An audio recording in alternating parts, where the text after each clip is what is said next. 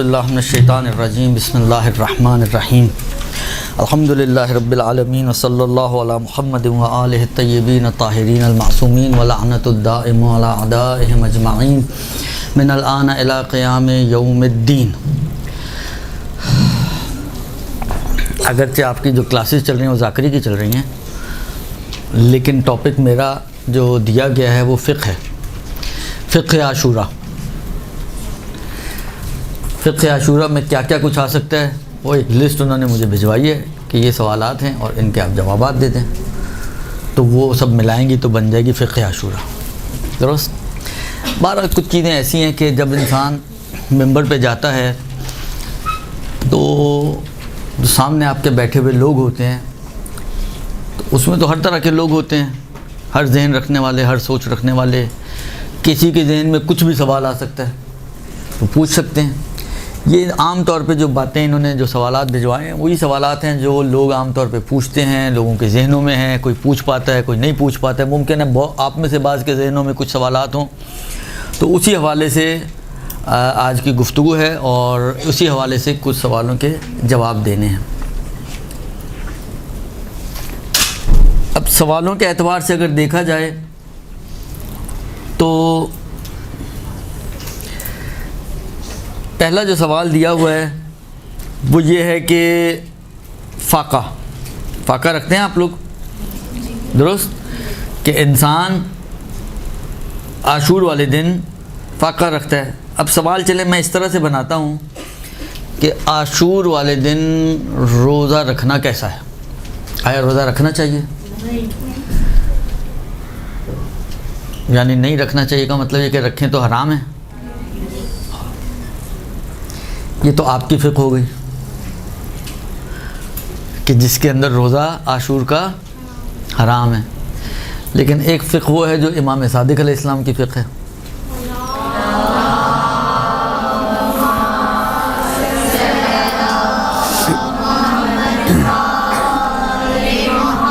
وہ اس مسئلے میں بالکل نقطہ مقابل ہے آپ لوگوں کی فقہ۔ دیکھیں، کچھ چیزیں ایسی ہوتی ہیں جو ہم بچپن سے سنتے آ رہے ہوتے ہیں، دیکھتے آ رہے ہوتے ہیں، ہے نا۔ ایک عالمہ یا ایک ذاکرہ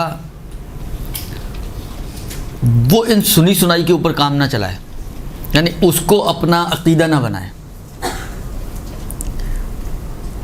کوئی بھی عالمہ ہو جو عالمہ بننا چاہ رہی ہے یا کوئی ذاکرہ بننا چاہ رہی ہے، بالآخر ذاکرہ کے لیے بھی کچھ تو علم چاہیے ہوگا نا، صرف بولنا آنا تو کافی نہیں ہے۔ بولنے کے لیے کچھ کیا بولیں گے، کیا کچھ تو بولنا ہے نا، تو وہ جو کچھ ہے جو بولنا ہے اس کے لیے کچھ کتابیں پڑھنی پڑتی ہیں، کچھ معلومات حاصل کرنی پڑتی ہے۔ بہرحال تو جو بھی عالمہ ہو یا ذاکرہ ہو، اس کو روش اس کی یہ ہے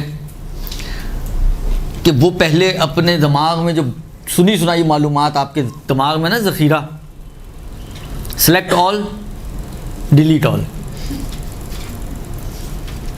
اس لیے کہ وہ معلومات ایسی ہوتی ہے کہ بعض اوقات مثلا بعض چیزیں آپ نے مرثیوں سے سن کے اپنا عقیدہ بنایا ہوا ہے، بعض چیزیں ماں باپ سے سن کے عقیدہ بنا ہوا ہے، بعض چیزیں محلے والیوں سے سن کے عقیدہ بنا ہوا ہے۔ وہ سارے عقائد وہ ہیں کہ جو سنے سنائے عقائد ہیں، جس کی نہ کوئی بیس ہے ہمارے پاس، نہ کوئی عطا ہے، نہ کوئی پتہ ہے۔ بالآخر کیا صورتحال ہے؟ ان میں سے ایک یہ بھی ہے کہ عاشور کا روزہ حرام ہے۔ یہ خاص طور پہ آپ کو سادات کے اندر یہ چیز زیادہ ملے گی۔ عاشور کے دن کام کرنے کا کیا حکم ہے؟ جاب پہ جانا، کمانا، اس کے بارے میں آپ کی کیا رائے ہے؟ آپ فقہات کی؟ جھاڑو لگانا، گھر کی صفائی ستھرائی کرنا، اپنے آپ کو نہانا دھونا وغیرہ، یہ ساری چیزیں بالآخر اس کے بارے میں چلے اب آپ لوگوں نے ہاتھ تھوڑا ہلکا کر لیا اپنا۔ آپ نے کہا پہلا تیر حرام والا تو چلا نہیں، تو اس کو حرام نہ بولیں ہم، درست؟ حرام نہیں ہے، لیکن کیونکہ یہ ائمہ تحریر کی جو حدیث ہے اس میں ان کا یہ ہے کہ جیسے مفاتی میں جیسے اگر ہم دیکھتے ہیں تو اس میں یہ کہ ترک کرنے کا حکم ہے کہ آپ ترک کرتے ہیں۔ دیکھیں، ترک کرنے کا حکم ایسے کیا سمجھ میں آتا ہے؟ ترک کرنا چاہیے یعنی کریں تو گناہ ہوگا کوئی، یا نہیں گناہ کوئی نہیں ہے؟ جب گناہ کوئی نہیں ہے تو پھر کر بھی سکتے ہیں، پر جب گناہ نہیں ہے ہیں چاہے گا کیا عاشور کے دن یہ سب کرنا؟ اللہ جو کر رہا ہے اس کا دل چاہ رہا ہوگا تو کر رہا ہے نا. یہ اس دن کا ایک احترام ہے. چلیں یہ آہستہ آہستہ ساری باتیں ابھی آتی ہیں. اب جیسے اپنے فتوے اپنے پاس رکھیں, اب دیکھیں کیا صورتحال بنتی ہے. چیک کرتے ہیں نا ساتھ ساتھ کہ فتویٰ جو ہے وہ صحیح ہے یا غلط ہے. درست. عرض خدمت یہ ہے کہ فاقہ رکھنا چاہیے یا نہیں رکھنا چاہیے, روزہ اس دن رکھنا چاہیے یا نہیں رکھنا چاہیے. دیکھیں ایک چیز اور بھی ذہن میں, ایک تو یہ کہ جو سنی سنائی معلومات ہے اس کے اوپر اتکا نہ کریں.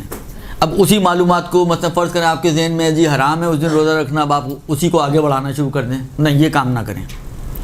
پہلے ساری معلومات کو ڈیلیٹ ماریں, اس کے بعد اب جستجو کرنا شروع کریں, کتابیں پڑھیں, تحقیقات کریں, معلومات کریں, علماء سے پوچھیں, فقہا سے پوچھیں, اور نئے سرے سے اپنے ہارڈ کو بھرنا شروع کریں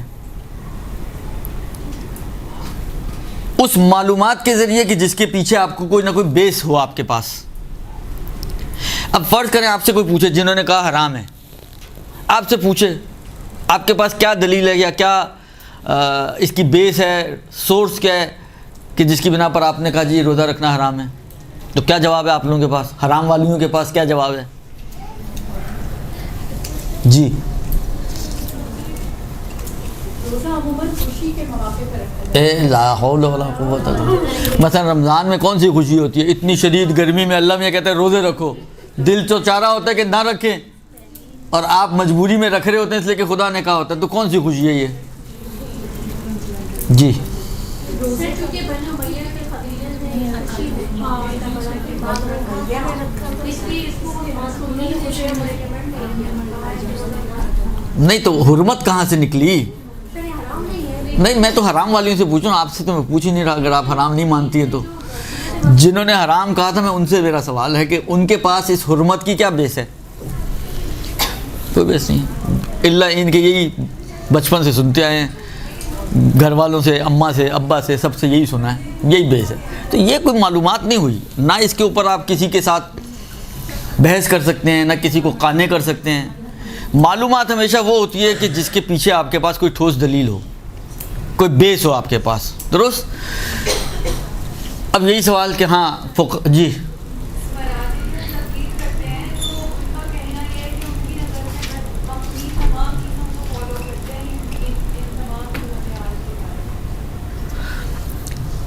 وہ تو صحیح ہے, فتویٰ ظاہری بات ہے. آپ کو مثلا فرض کریں حرام ہے یا حرام نہیں, تو فقیہ ہی بتائے گا نا کہ آیا اس کی نظر میں, مثلا آغا سیستانی سے آپ پوچھیں کہ آیا عاشور کا روزہ حرام ہے یا حرام نہیں ہے, تو آغا سیستانی کی اگر آپ کوئی بھی کتاب اٹھا کے دیکھیں جہاں پہ انہوں نے حرام روزوں کا تذکرہ کیا ہے, تو عیدین کا روزہ حرام ہے, عید فطر اور عید ضحیٰ کا روزہ.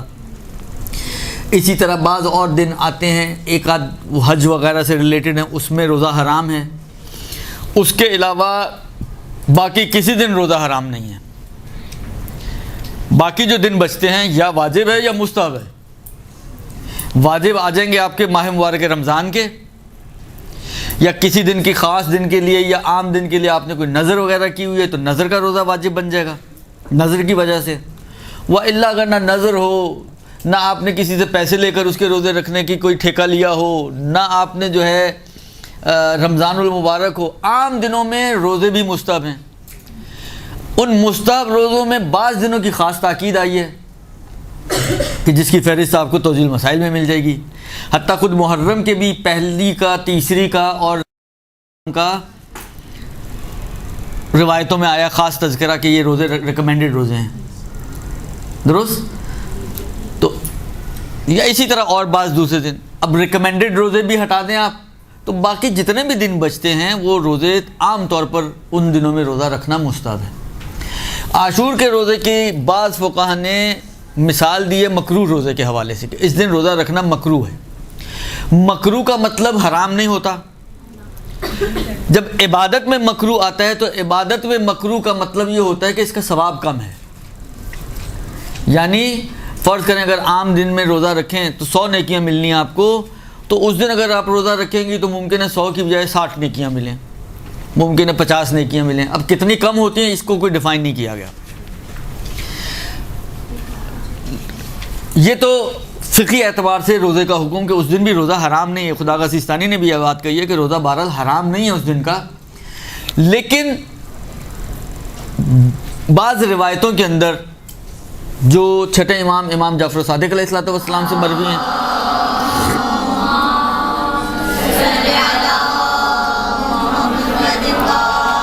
ایک روایت ہے کہ ایک راوی امام کی خدمت میں پہنچتا ہے, امام کو محزون دیکھا, اس نے کہا کیا بات ہے مولا, میرے ماں باپ آپ پہ قربان یا میری جان آپ پہ قربان, آپ کچھ مغموم میں نظر آ رہے ہیں. تو مولا نے کہا کہ تمہیں نہیں معلوم آج کیا دن ہے؟ آج عاشور کا دن ہے. آج وہ دن تھا جس دن حسین ابن علی کو شہید کیا گیا, ان کے اوپر وہ مصیبتیں آئیں کہ جو آپ سنتے وغیرہ ہیں. پھر کچھ آداب بیان کیے. پھر اس نے ایک سوال کیا کہ مولا اس دن روزہ رکھنے کے بارے میں کیا حکم ہے؟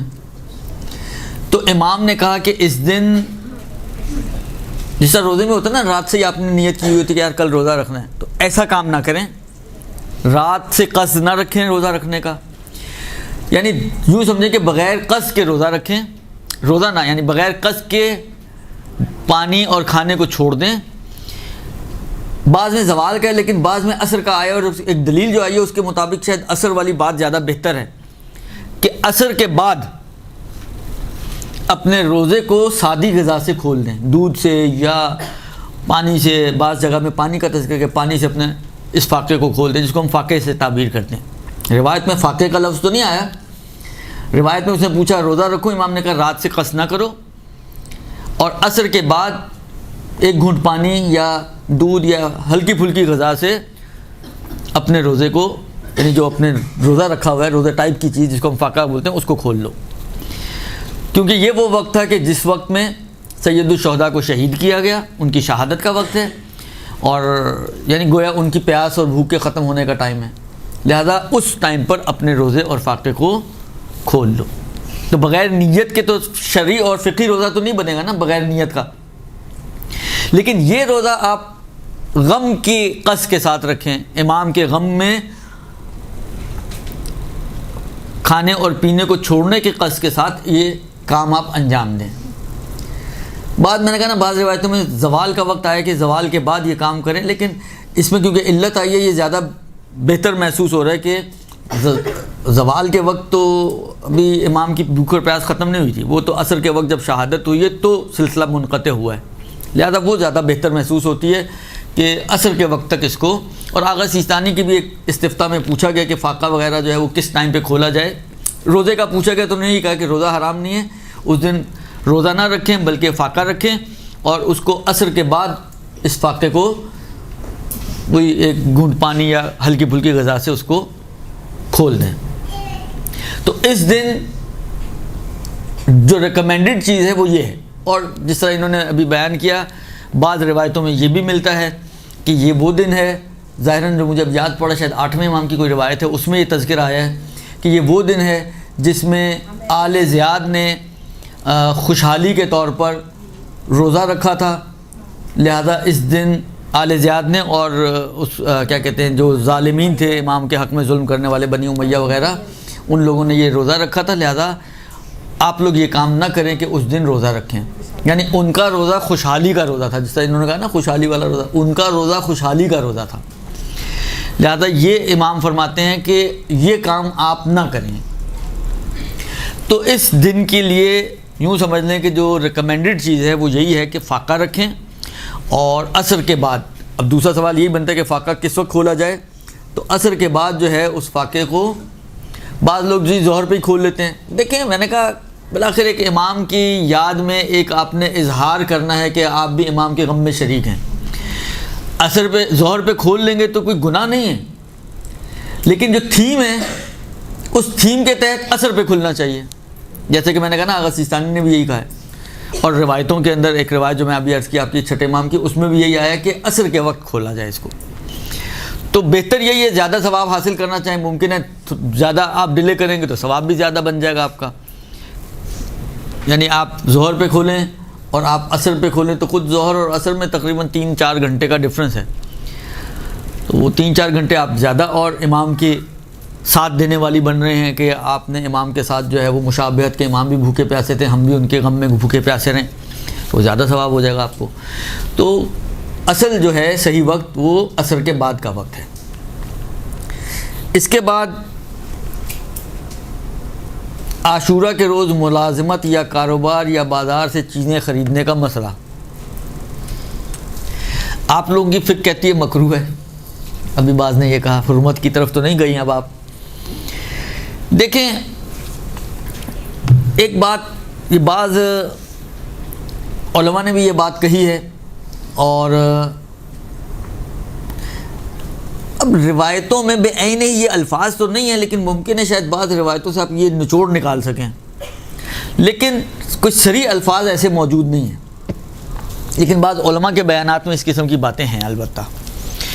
اور وہ یہ کہ دیکھیں ایک بات ہمیشہ یاد رکھیں، کئی اس میں جو سوالات ہیں ان کا جواب یوں سمجھیں کہ ایک جو میں بات ابھی کرنے جا رہا ہوں اس سے کئی مشکلات آپ کی حل ہو سکتی ہیں۔ کربلا بالخصوص عاشور اور بالعموم یہ 2.25 مہینے جس کو ہم ایام غم مانتے ہیں، یا تو آپ مانے ہی نہیں، کہیں نہیں جی ایام غم یوم غم شہادت کا دن تھا، بس ٹھیک ہے شہادت والا دن ہم منائیں گے، اس کے علاوہ نہ آگے نہ پیچھے، وہ آپ کی مرضی ہے۔ جتنی انسان کو جس سے محبت ہوتی ہے وہ اسی حساب سے سارا سچویشن ہوتی ہے۔ لیکن اگر ہم کہتے ہیں اور مانتے ہیں اس بات کو کہ یہ 2.25 مہینے ہمارے لیے ایام غم ہیں، کیونکہ 9 ربیع الاول کا دن وہ تھا کہ جس دن عمر سعد کا سر امام سجاد کی خدمت میں پہنچا تھا، اور امام سجاد علیہ الصلوۃ والسلام نے صلی اللہ علیہ وسلم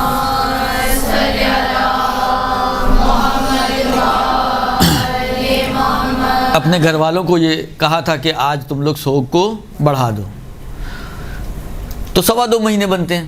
تو اگر یہ 2.25 مہینے ہم ایام غم مناتے ہیں تو دیکھیں پھر آپ چھوٹی چھوٹی چیزوں پہ جی یہ کر سکتے ہیں وہ کر سکتے ہیں، مثلا کسی سہیلی کی سالگرہ ہے اس میں جا سکتے ہیں، کسی کلیگ کی شادی ہے اس میں جا سکتے ہیں، کسی نے عقیقہ رکھا ہے اس میں جا سکتے ہیں۔ آخر یہ ساری چیزیں، یہ سوالات کیوں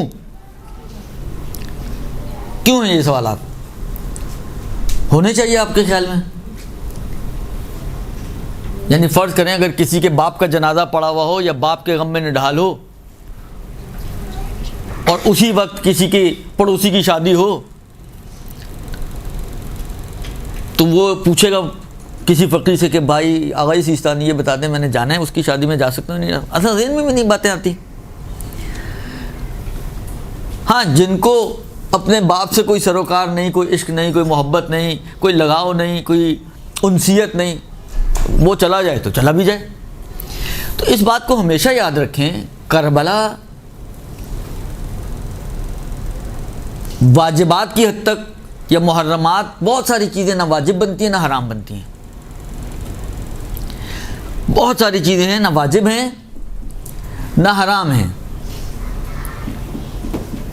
لیکن یہ آپ کے اور امام حسین کے عشق کے اوپر ڈیپینڈ کرتی ہیں کہ آپ کو امام مظلوم سے یا اہل بیت علیہم السلام سے کتنا عشق ہے، کتنی محبت ہے، کتنی انسیت ہے، یہ ساری چیزیں اس کے اوپر ڈیپینڈ کرتی ہیں۔ اگر واقعاً عشق ہے، یعنی انسان واقعاً اگر ان واقعات کے اوپر غور کرے تو مظالم کم نہیں ہیں کربلا کے، نہ خود عاشور کے دن کے کم ہیں اور نہ اس کے بعد کے ایام کے کم ہیں۔ یعنی واقعاً آپ ذرا سوچیں، بعض کتابوں میں ایک واقعہ ملتا ہے کہ ایک ذاکر مجلس پڑھ رہا تھا، ایک آغا وہاں تشریف فرما تھے، اس نے جب فضائل پڑھ کے مصائب کی طرف گیا، یوں سمجھے ابھی اس نے ٹرن ہی لیا ہے مصائب کی طرف، اور پہلا جملہ کہا یا ابتدا ہی کی تھی، اور ابتدا میں ایک جملہ کہا کہ لما دخلت زینب علی ابن زیاد، تو وہ چیخیں مار کے رونے لگے، دھاڑے مار کے رونے لگے، اور کہتے ہیں بس کر دے ذاکر کو کہتے ہیں بس کر دے، تو بہت مصائب پڑھ دیے، اور حیران پریشان کہتے ہیں آغا ابھی تو شروع کیا میں نے، مثلا پہلا جملہ ہے، کہا اس سے بڑھ کر اور کیا مصیبت ہو سکتی ہے کہ زینب جیسی خاتون اس ابن زیاد جیسے ملعون شخص کے دربار میں داخل ہو جائے، اور اس سے بڑھ کر اور کیا مصیبت پڑے گا۔ اب وہی والی بات ہے نہیں، درک کرنے کی بات ہے کہ انسان درک کر پائے کہ واقعی کوئی مصیبت کی بات ہے، واقعی اتنی بڑی مصیبت ہے۔ حقیقتاً اتنی بڑی مصیبت ہے. آپ زینب کو تصور تو کریں, ہے کون سی ہستی, زینب کا مقام و مرتبہ کیا ہے. یہ وہ خاتون ہے جو معصوم گودوں میں پل بڑھ رہی ہے.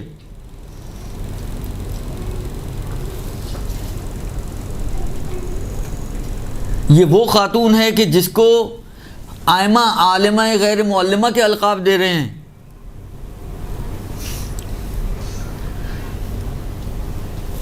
وہ خاتون, وہ علی اور فاطمہ کی بیٹی ہے, کوئی چھوٹی بات نہیں ہے. عصمت کی آغوش میں پلنے بڑھنے والی بچی ہے یہ. وہ خاتون ایک ایسے شخص کے دربار میں داخل کی جائے کہ جو ظالم, جابر, شرابی, کبابی, پتہ نہیں کیا کیا کچھ, اور وہ بھی بھرے دربار میں. یہ خود ظلم کی انتہا ہے.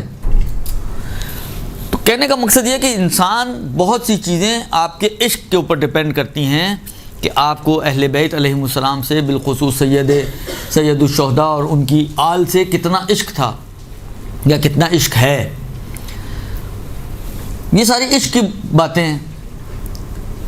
عشق ہے تو انسان پھر ان چیزوں کی طرف سوچتا بھی نہیں ہے, ان چیزوں کی طرف جاتا بھی نہیں ہے. کتنا ہی قریبی کیوں نہ ہو, کتنا ہی قریبی کیوں نہ ہو, وہ کبھی بھی نہیں اس کی طرف جائے گا. اس لیے کہ یہ ایام غم ہے. یعنی آپ سوچیں, بیویاں اس وقت قید خانے میں ہوں, شام کے زندان میں ہیں. شام کے زندان کی جو کیفیت بیان کی جاتی ہے وہ اپنے ذہن میں لے کر آئیں. جو ان کو غذا دی جا رہی ہے اس کو اپنے ذہن میں لے کر آئیں. جس کیفیت میں رکھا گیا ہے, جو سید الساجدین کی کیفیت ہے, اس کو اپنے ذہن میں لے کر آئیں. ان ساری چیزوں کو ذہن میں لائیں اور اب آپ خود بتائیں کہ کیا کسی کا دل چاہے گا کہ وہ کسی شادی میں شریک ہو, کسی کا دل چاہے گا کہ وہ کسی سالگرہ میں شریک ہو. کیسے دل چاہے گا؟ لہذا یہ بہت سے جو سوالات ان کے ہیں, ان کا جواب بس یہی ہے کہ دل مانتا ہے شرعاً حرام کچھ نہیں ہے, نہ کمانا حرام.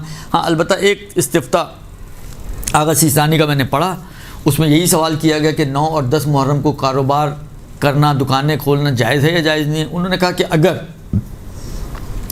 آپ کی دکانیں کھولنا, کاروبار میں شریک ہونا, یہ ایک قسم کی اہل بیت کی نسبت بے اعتنائی شمار ہوتا ہو کہ آپ اہل بیت کو اہمیت نہیں دے رہے ہیں, یعنی اہل بیت کی نسبت بے اعتنائی کاؤنٹ ہو, تب اس کام کو ترک کرنا چاہیے.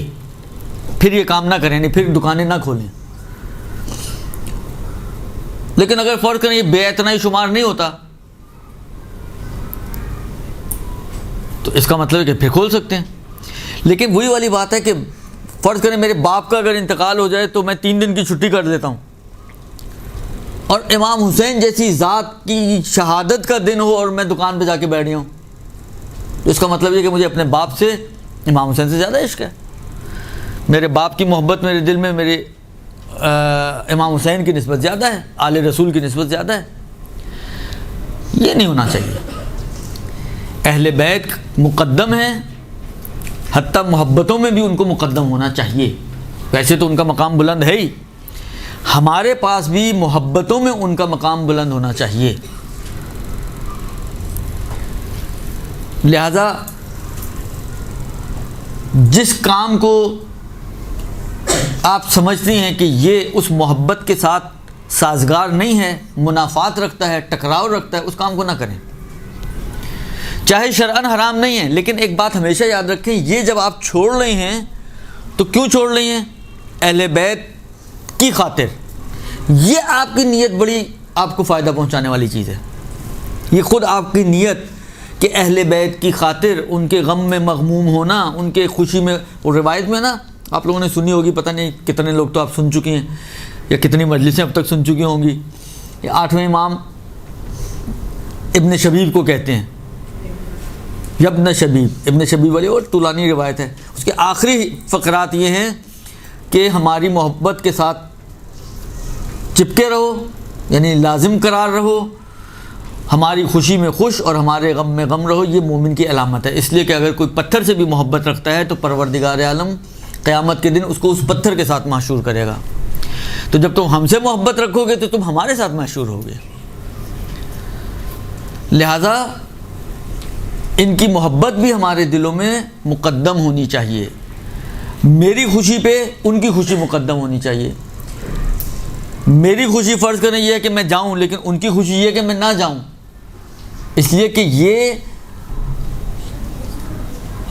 جو محفلیں ہیں یہ خوشحالی کی محفلیں ہیں، اور ایام غم ہیں. ظاہری بات ہے جب آپ جائیں گی تو کالے کپڑے پہن کے تو نہیں جائیں گی. جو میک اپ کرنے والی خواتین ہوتی ہیں وہ میک اپ بھی کریں گی، لباس بھی اچھا والا پہنیں گی، چمکیلا پہنیں گی، بھڑکیلا پہنیں گی، پتہ نہیں جو کچھ ہوتا ہے بہرحال ہمارے معاشرے میں. تو یہ کیسا غم ہے؟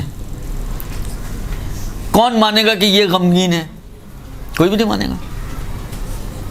اس کو دیکھ کے اس کا شوہر نہیں مانے گا کہ یہ غمگین ہے، تو کوئی دوسرا کیا مانے گا؟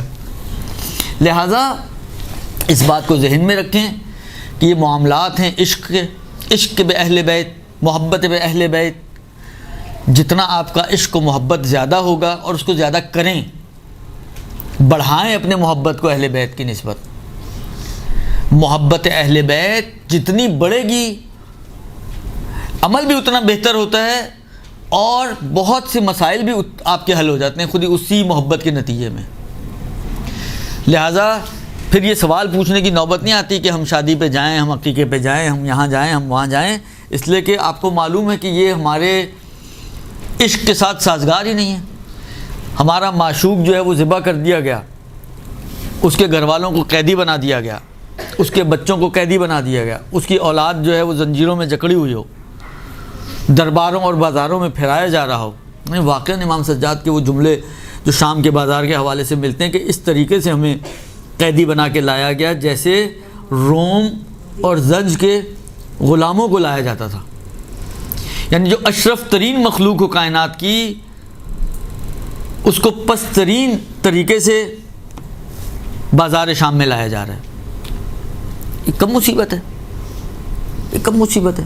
لہذا اگر انسان کو اہل بیت کی نسبت عشق ہے، باقی میں نے بتا دیا کہ اگر یہ اہل بیت کی نسبت جو ہے مثلا کام کرنا، کاروبار کرنا، دکانیں وغیرہ کھولنا، یہ اہل بیت کی نسبت عدم مبالات اور بے اعتنائی شمار ہو تو آقا فرماتے ہیں کہ پھر دکانیں وغیرہ نہیں کھولنی چاہیے.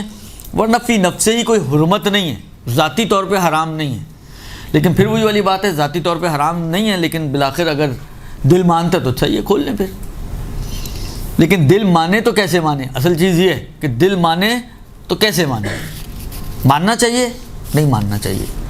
اگر کسی کا دل مان رہا ہے تو اس کو اپنی محبت کو مزید مضبوط کرنے کی ضرورت ہے. جی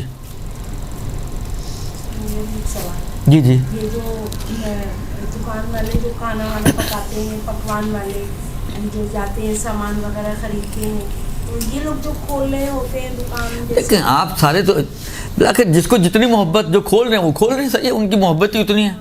بہت سے لوگ تو اہل سنت سے تعلق رکھتے ہیں، ان کا وہ عقیدہ یا وہ اعتقاد یا وہ لگاؤ تو نہیں ہے جو آپ لوگوں کا ہے. وہ بھی کریں گے تو وہ بھی فائدہ اٹھائیں گے، لیکن نہیں کرتے ہیں تو ٹھیک ہے، ان کی مرضی ہے بھائی. عاشورہ میں کہتے ہیں دوسری چیز یہ ہے جب فاقہ شکنی ہوتی ہے تو امام کا ہے کہ سادی چیز سے جو ہے، سادی چیز سے ہونا چاہیے. لیکن اگر یہ بریانی اور یہ اس قسم کی وہ رقم کھلائیں جو چل پڑی ہیں اب اور لوگ اس کو کھا بھی رہے ہیں، ظاہر سی بات ہے جب وہ کھلا رہے ہیں تو وہ کھانے والے. دیکھیں آپ نے ایک سوال پوچھا ہے، میں ایک جواب آپ کو دے دیتا ہوں. یہ بالآخر آپ نے پوچھا ہے، بات اچھی ہے، اور اگر اس توسط سے پیغام پہنچ سکے تو اچھی بات ہے. دیکھیں میں آپ کی خدمت میں عرض کروں کہ بعض لوگ جب ان سے یہ آپ اعتراض کرتے ہیں کہ یار آپ مجلس کے اندر، ہماری مجلسوں کا بھی مسئلے، ہمارے مجلس میں نیازیں بعض اوقات تکے بانٹے جا رہے ہیں، بعض اوقات جو ہے قورمے شورمے بوتلیں اور پتہ نہیں کیا کیا چیزیں بانٹی جاتی ہیں. اور امام کے نام پر ہی صحیح، لیکن بالآخر کیا مثلا خوشی کے دن نہیں آتے کہ ہم خوشی کے دن یہ کام کر لیں اور غم کے ایام میں سادی غذائیں استعمال کریں؟ یہ نہیں ہو سکتا کیا؟ بعض روایتیں اگر آپ اٹھا کے دیکھیں،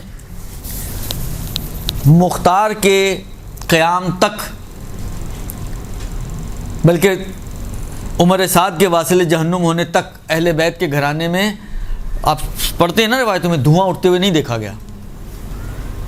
یعنی کوئی ایسی غذا کہ جس کا نتیجے میں، یعنی یہ کانا علامت ہوتی تھی کہ وہی والی بات ہے کہ کوئی ایسی چیزیں نہیں پکتی تھیں کہ جو دھوئیں کا سبب بنتی ہیں زیادہ. یعنی سادی غذا، ممکن ہے شاید یہ کنایہ اس بات سے بھی ہو کہ ان کے اپنے گھروں میں غذائیں بھی نہ پکتے ہوں. کہنے کا مقصد یہ ہے کہ دیکھیے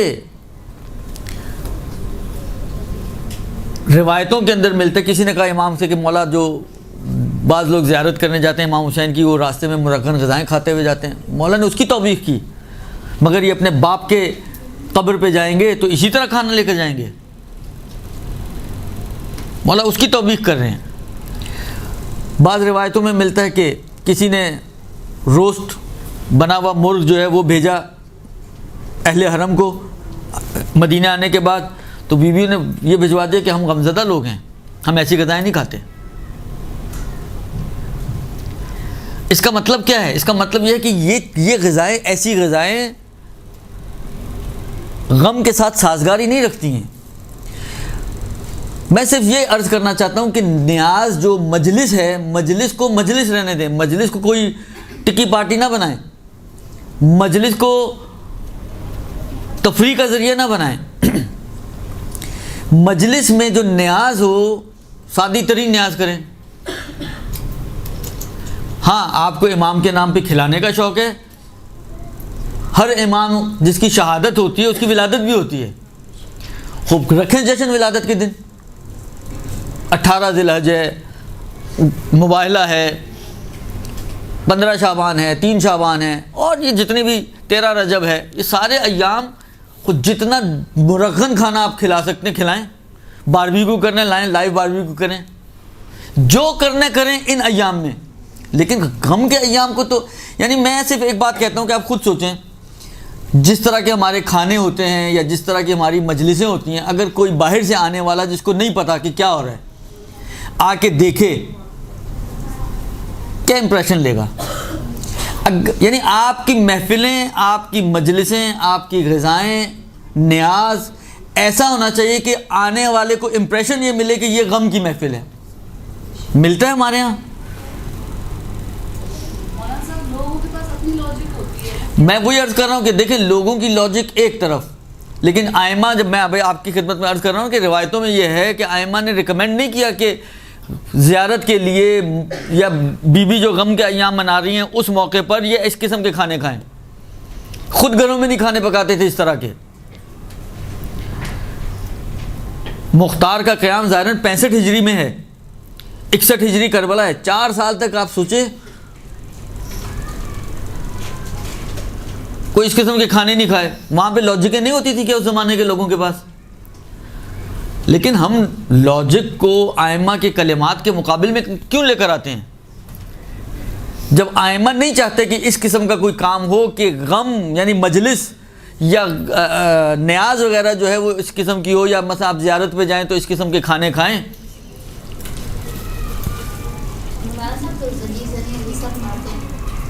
اب یہ زنجیر زنی بیچ میں کھانا کھلا رہا ہوں، آپ زنجیر زنی پہ آ گئے ہیں.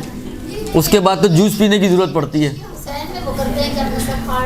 وہ دیکھیں وہ ایک الگ باب ہے. میں ابھی اس طرف، میں تو نیاز کی بات کر رہا ہوں کہ بالآخر ایسی نیاز ہونی چاہیے،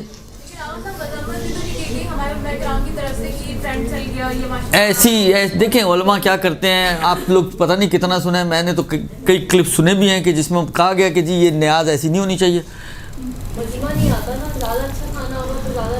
تو آپ لوگوں کے لیے کام کر رہی ہیں، مجلس آپ نے لوگوں کے لیے رکھی ہے یا بیوی کے لیے رکھی ہے؟ مسئلہ یہ ہے کہ پھر آپ ہم لوگوں کے کام ہی خالص نہیں ہیں، نہ ہماری نیتیں خالص، نہ ہماری مجلسیں خالص، نہ ہماری عزاداری خالص. تو صحیح ہے، پھر جس کو خوش کرنے کے لیے رکھ رہے ہیں تو وہ تو خوش ہو ہی رہے ہیں.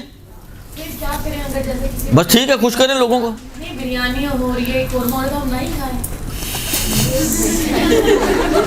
رکھیں دل پہ پتھر.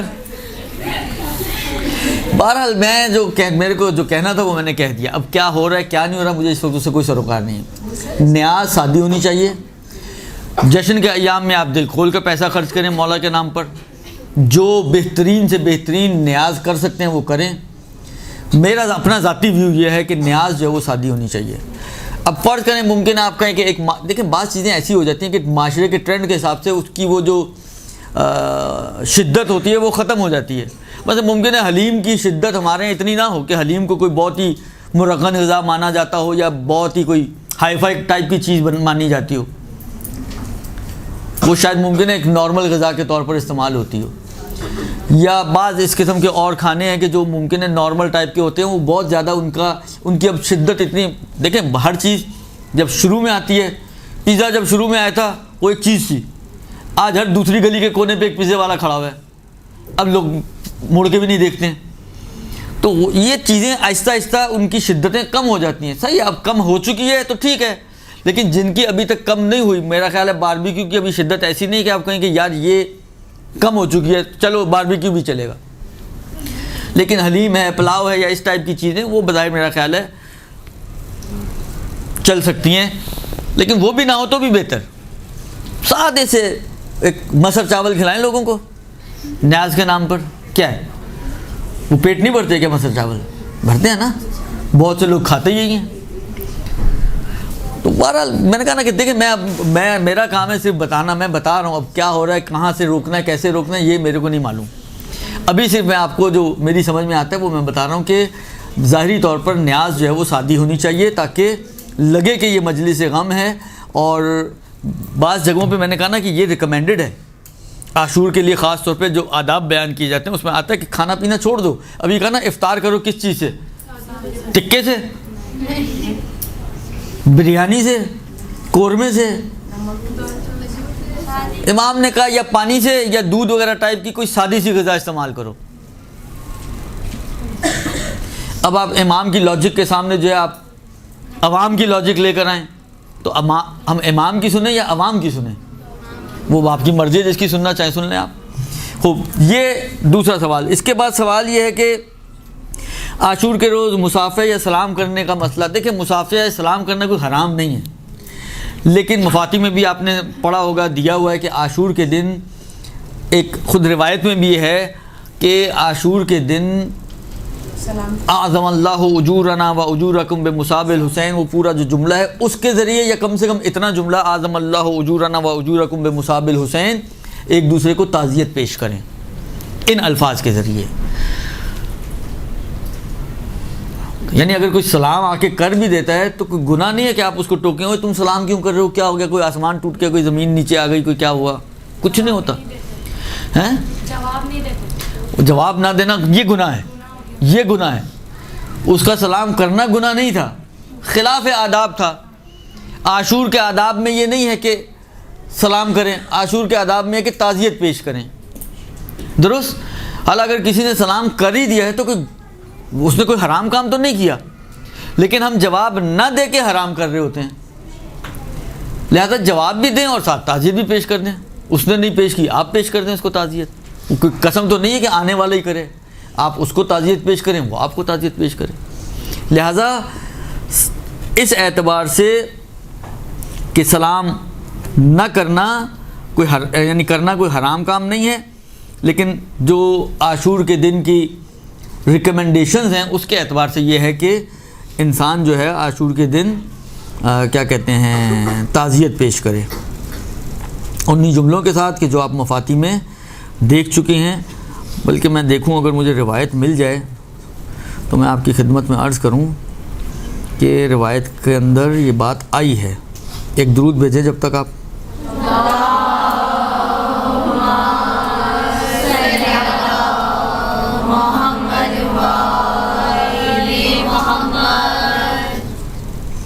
دیکھیں یہ جو روایت ہے نا یہ وہی جملہ ہے کہ اس نے صوم کی، میں نے روزے کی بات کی، امام نے کہا کہ ایک گھنٹ پانی کے ساتھ جو ہے روزے کو افطار کرو اور اس دن روزے کو مکمل نہ کرو اور عصر کے بعد اپنے روزے کو افطار کرو. ہاں یہ والی روایت ہے ظاہراً. دیکھیں یہ میں ایک روایت آپ کے سامنے پڑھ رہا ہوں، اس پہ آپ تھوڑا سا غور کریں یہ ابی جعفر یعنی امام باقر علیہ الصلوۃ والسلام کی روایت ہے۔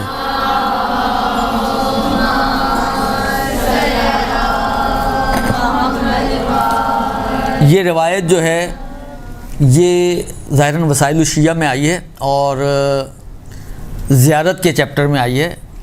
زیارت کا بیان کرنے کے بعد امام علیہ السلام کے پہلے زیارت کرو امام کی، اور اس کے چاہے قریب سے چاہے بعید سے۔ آپ کو معلوم ہے کہ بعید سے بھی زیارت کرنے کے بارے میں حکم دیا گیا ہے، تمام ائمہ کی ہے، بالخصوص امام حسین کی، کہ چھت پر چلے جاؤ اور دائیں بائیں دیکھو، پھر آسمان کی طرف رخ کرو، اپنا چہرہ جو ہے وہ کربلا کی طرف کرو، اور السلام علیکہ یا ابا عبداللہ ورحمۃ اللہ وبرکاتہ، یہ سلام بھیجو تو تمہارا سلام امام تک پہنچتا ہے اور تمہیں اجر و ثواب، یعنی اس سلام کے اوپر بھی تمہیں ایک حج اور ایک عمرے کا ثواب عطا کیا جائے گا۔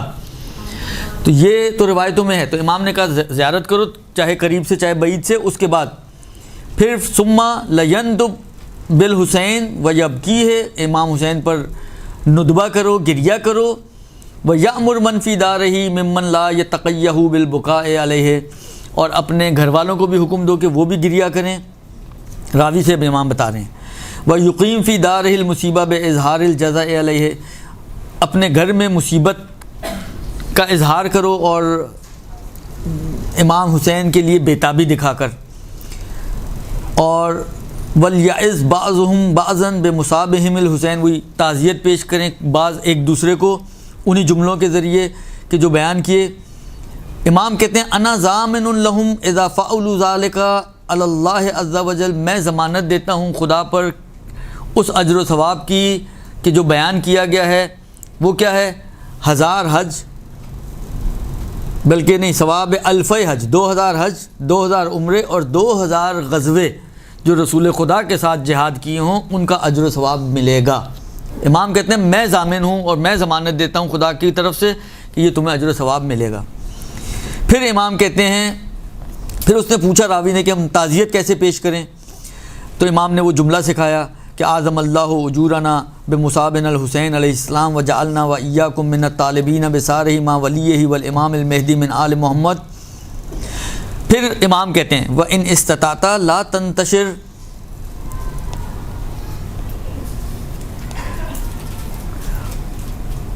اگر استطاعت رکھو تو لا تنتشر یومک فی حاجت فافعل، اگر تم اس بات کی قدرت ہے تمہارے اندر کہ اس دن کو اپنی حاجتوں میں نہ لگاؤ تو یہ کام کرو، یعنی اس دن اپنی حاجتوں کو ترک کر دو، اپنی ضروریات کو ترک کر دو۔ فإنہ یوم نحس، یہ نحس دن ہے۔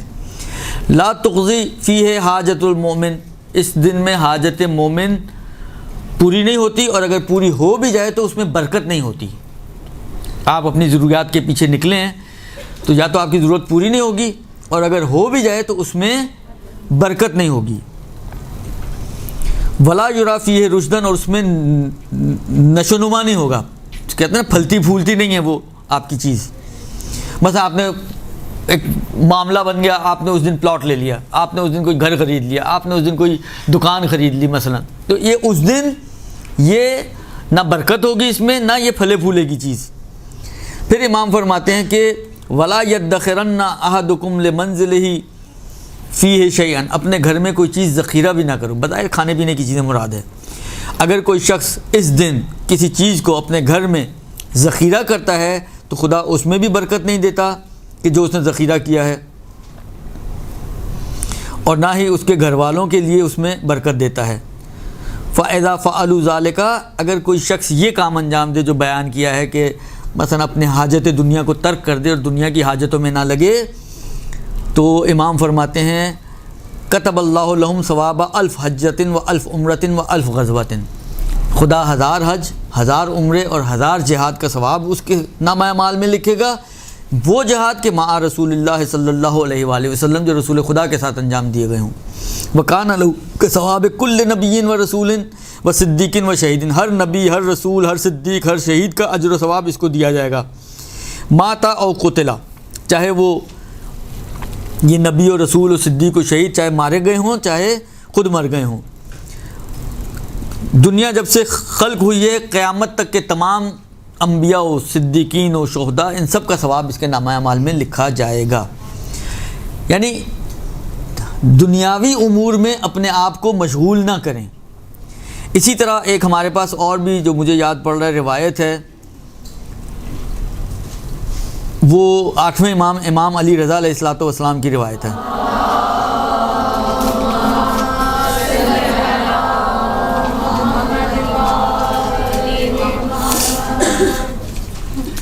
اس میں بھی امام علیہ السلام نے یہی بات کہی ہے کہ اس دن جو ہے دنیاوی امور میں اپنے آپ کو مشغول نہ کرو، دنیاوی کاموں کو چھوڑ دو اور دنیا کے کاموں میں اپنے آپ کو مشغول نہ کرو، بلکہ اپنا سارا ہم و غم اس دن عزاداری، امام حسین کے غم میں رونا، امام کی عزاداری کرنا، ماتم مجلس وغیرہ جو بھی ہمارے مصادیق ہیں عزاداری کے، ان میں اپنے وقت کو گزارو. پروردگار عالم دنیا اور آخرت میں تمہیں سرفراز کرے گا اور تمہیں پروردگار عالم نوازے گا. روایت کا جملہ یہ ہے، من ترک السعی فی حوائجہ یوم عاشورہ، جو عاشور کے دن اپنی حاجتوں کو ترک کر دے، اس کے لیے کوشش نہ کرے، قضى اللہ لہ حوائج الدنیا والآخرہ، خدا اس کی دنیا اور آخرت کی حاجتیں پوری کر دے گا. ومن کان یوم عاشورہ یوم مصیبتہ وحزنہ وبکائہ، اور عاشور کا دن جس کی مصیبت اور حزن اور رونے کا دن قرار دے گا تو پروردگار عالم یجعل اللہ یوم القیامت یوم فرحہ وسرورہ، قیامت کے دن اس کی خوشحالی کا اور اس کے سرور کا دن بنا دے گا. وقرت بنا فی الجنان عینہ، اور ہماری وجہ سے اس کی آنکھیں ٹھنڈی ہو جائیں گی جنت میں.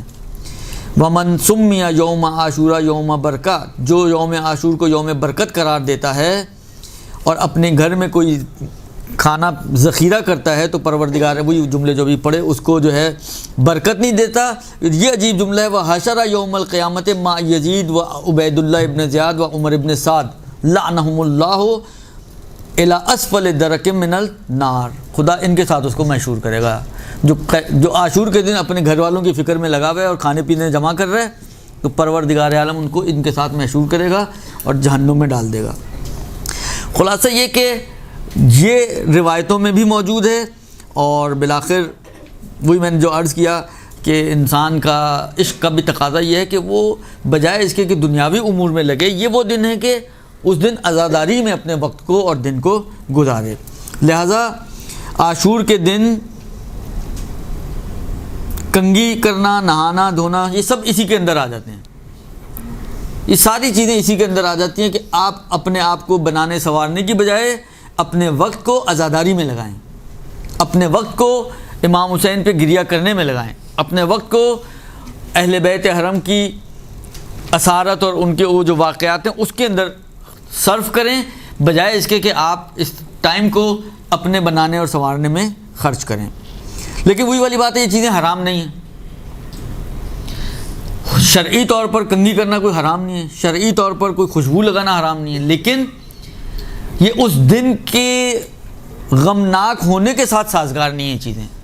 کسی کے باپ کا جنازہ پڑا ہوا، کیا وہ جاتا ہے میں جاؤ پہلے پرفیوم لگا کے آتا ہوں پھر جنازے پہ آ کے بیٹھوں گا؟ سر میرے والد کا عاشور کی صبح کے وقت انتقال ہوا تھا، فجر کے وقت، تو ہمارے گھر سے اس دن مردانہ جلوس بھی نکلتا ہے جب نشتقال کی مجلس میں لگتی ہے. تو ہم میں سے کسی نے بھی اس بات کو توجہ ہی نہیں کیا کہ ان کا جنازہ وہاں رکھا ہوا. ہونا بھی یہی چاہیے نا کہ بالآخر وہی والی بات ہے، صحیح ہے وہ والد ہیں، لیکن بالآخر یہ وہ ہستیاں ہیں کہ جن کی وجہ سے کائنات چل رہی ہے، جو کائنات کی بقا کی ضامن ہیں، جو حجت الہی ہیں، جن کی اطاعت ہم پر فرض قرار دی گئی ہے، جو خلفائے حقیقی رسول خدا ہیں، جانشین رسول خدا ہیں. لہذا ان کو ہمیں ہر حال میں یہ ہمارے یہاں ایک بہرحال ایک اچھی چیز ہے کہ اگر کسی کا محرم وغیرہ میں انتقال، اب لوگ یہاں پہ بھی سوال کرتے ہیں، وہی والی بات ہے، یہ سوال نہیں ہے، خود آپ اپنے اندر جھانکیں تو آپ کو جواب مل جائے گا کہ آیا مثلا اپنے مرحومین کا چیلم کرنا چاہیے یا نہیں کرنا چاہیے، یا اپنے مرحومین کا سویم کرنا چاہیے یا نہیں کرنا چاہیے. اپنے اندر جھانکیں خود ہی جواب مل جائے گا. اپنے نفس کی طرف اس قسم کے جتنے بھی سوالات ہیں اس کے لیے ہائیلی ریکمینڈیشن یہی ہے کہ آپ اپنے نفس کی طرف رجوع کریں، آپ اپنے آپ سے سوال کریں کہ یہ ہمیں کرنا چاہیے، بجائے اس کے کہ فقیہ سے پوچھیں. لیکن میں نے کہا نا اس باب میں حرمت شاید ہی کسی چیز پر ہو. کہ حرام ہو، شاید ہی کوئی چیز ہو. باقی اب جب حرام نہیں ہے تو کر تو سکتے ہیں، اب کرنا چاہیے یا نہیں کرنا چاہیے اس کے لیے آپ اپنی طرف رجوع کریں، اپنے وجدان سے سوال کریں، اپنے نفس سے سوال کریں، اپنے آپ سے پوچھیں. لیکن پوچھنے سے پہلے اس بات کو ذہن میں رکھیں کہ آپ ایک عاشق حسین ہیں، اور عاشق حسین اپنے آپ سے ایک سوال کر رہے ہیں کہ ان ایام میں مثلا مجھے کیا کرنا چاہیے، کنگھی کرنی چاہیے عاشور کے دن یا نہیں کرنی چاہیے. دل مانتا تو کر لیں، نہیں مانتا تو چھوڑ دیں. مطلب یہ ذہن میں رکھیں کہ یہ جو چھوڑنا ہے آپ کا، جو اختیار تو ہے نا آپ کو، کریں کریں، نہ کریں نہ کریں، لیکن یہ جو نہ کرنے کو آپ چوز کریں اور کرتی ہیں تو یہ اس غم کی وجہ سے اور اس حزن کی وجہ سے اور اس محبت کی وجہ سے جو آپ کو اہل بیت کی نسبت ہے، یہ آپ اس کو ہلکا مت سمجھیے گا. یعنی جو بھی آپ اہل بیت کی محبت میں کوئی کام کرتے ہیں. مجھے ایک روایت یاد آ رہی ہے، ہے تو کافی طولانی، میں اس کا صرف ایک آخری حساب کی خدمت میں عرض کروں. ایک روایت ہے، ایک کتاب آپ لوگوں کے اردو میں موجود ہے، ترجمہ ہوئی ہے مناقب اہل بیت کے نام سے. یہ ایک عربی کتاب ہے القطرہ کے نام سے. القطرہ کا اردو ترجمہ ہوا ہے، 4 والیومز میں ہے مناقب اہل بیت، جس میں اہل بیت علیہ السلام کی فضیلتیں بیان کی گئی ہیں، اور اچھی کتاب ہے. اس میں جناب زہرا کے شاید ٹاپک میں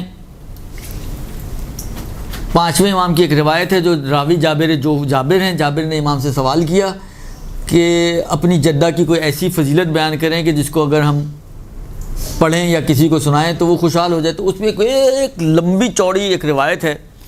اس کے آخر کا جملہ یہ ہے کہ جب جناب زہرا میدان محشر میں پہنچیں گی، اس کی کیا خصوصیت تھی، وہ سارا بیان کرنے کے بعد پھر جنت میں خدا کہے گا جنت میں چلے جاؤ. وہ جنت میں جاتے جاتے مڑ کے دیکھیں گی، پھر اپنے شیعوں کو لے کے جا رہی ہوں گی تو شیعہ مڑ کے دیکھیں گے.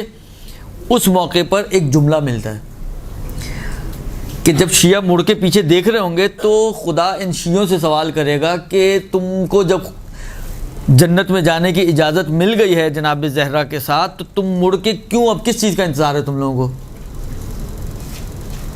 تو وہ ایک جواب دیں گے. ان کے جواب میں پروردگار عالم یہ کہے گا، ان کا جواب یہی ہے کہ ہم یہ چاہتے ہیں کہ ہمارا مقام و منزلت پورے محشر کو پتہ چلے. تو اس میں وہ پروردگار عالم کہے گا کہ واپس پلٹو اور دیکھو کسی نے بھی تمہارے حق میں تمہیں کبھی کوئی ایک گھونٹ پانی پلایا ہو فاطمہ زہرا کی خاطر، ایک لقمہ کھانا کھلایا ہو فاطمہ زہرا کی وجہ سے، کوئی بھی نیکی تمہارے حق میں کی ہو اس بی بی کی خاطر، اس کو لے جاؤ اپنے ساتھ جنت میں. وہ ممکن ہے شیعہ نہ ہو، لیکن جو نیکی کر رہا ہے وہ بی بی کی خاطر کر رہا ہے. تو آپ کی نیکی کا جو محور ہے وہ اہل بیت ہونی چاہیے. آپ اگر چھوڑ رہی ہیں کوئی کام کر رہی ہیں، اس لیے نہیں آپ کنگھی نہیں کر رہے کہ یار سستی ہو رہی ہے چلو چھوڑ دو، تو کنگھی تو چھوڑ دیا آپ نے، ثواب بھی کچھ نہیں ملا. لیکن اگر آپ یہ چھوڑتے ہیں اس وجہ سے کہ آج غم کا دن ہے میں کیوں اپنے آپ کو سنواروں،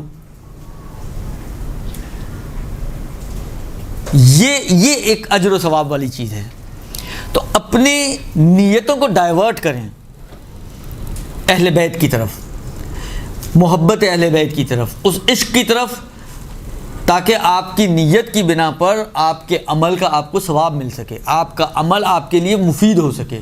وَإِلَّا ممکن ہے وہی کام آپ کر رہی ہوں لیکن وجہ کچھ اور بن گئی تو نکل گیا آپ کے ہاتھ سے اجر و ثواب. لیکن اگر اس کو آپ ڈائیورٹ کرتی ہیں اس لیے کہ امام حسین کے غم کے ایام ہے، اس وجہ سے میں یہ کہا عاشور کا دن ہے میں اس لیے مثلا منہ نہیں دھو رہی ہوں، عاشور کا دن ہے میں اس لیے مثلا کنگھی نہیں کر رہی ہوں، عاشور کا دن ہے میں اس لیے مثلا لباس کو چینج نہیں کر رہی ہوں، خوشبو نہیں لگا رہی ہوں، جیسے ہی آپ نے اس کو ڈائیورٹ کیا اہل بیت کی نسبت امام حسین کی طرف، آپ کا یہی عمل اجر و ثواب کا سبب بن جائے گا. لہذا یہ اپنے آپ سے سوال کریں کہ مجھے کیا کرنا چاہیے اور کیا نہیں کرنا چاہیے. اب ایک سوال یہ ہے کہ عاشور کے کون کون سے اعمال مشروعیت رکھتے ہیں. مشروعیت رکھنے کا مطلب یہ ہے کہ شریعت نے ان کو کہا ہے کہ یہ کام کرو. دیکھیں، یا تو ہم پہلے ایک لسٹ لے کر بیٹھیں اعمال کی، درست، اور پھر ایک ایک کو چیک کریں. میں ایک قانون آپ کو بتا دیتا ہوں، لسٹ لینے کی ضرورت نہیں ہے، پریشان ہونے کی ضرورت نہیں ہے. اس قانون کے تحت آپ عمل کر لیں، انشاءاللہ العزیز بعض روایتوں کے اعتبار سے آپ کو آپ کا اجر و ثواب مل جائے گا۔ منتفی والی بات ہے، یہ عمل آپ کا اسی نیت سے ہونا چاہیے کہ مثلا فرض کریں کوئی روایت آپ کو ملتی ہے، جیسا ابھی میں نے آپ کے سامنے پڑھا، مثلا افطار کرو تو سادی غذا سے کرو، آپ نے سادی غذا سے افطار کیا صرف اس روایت کی وجہ سے، اور اس میں اجر و ثواب بھی بتایا کہ اتنا اجر و ثواب امام کہتے ہیں میں ضامن ہوں، درست؟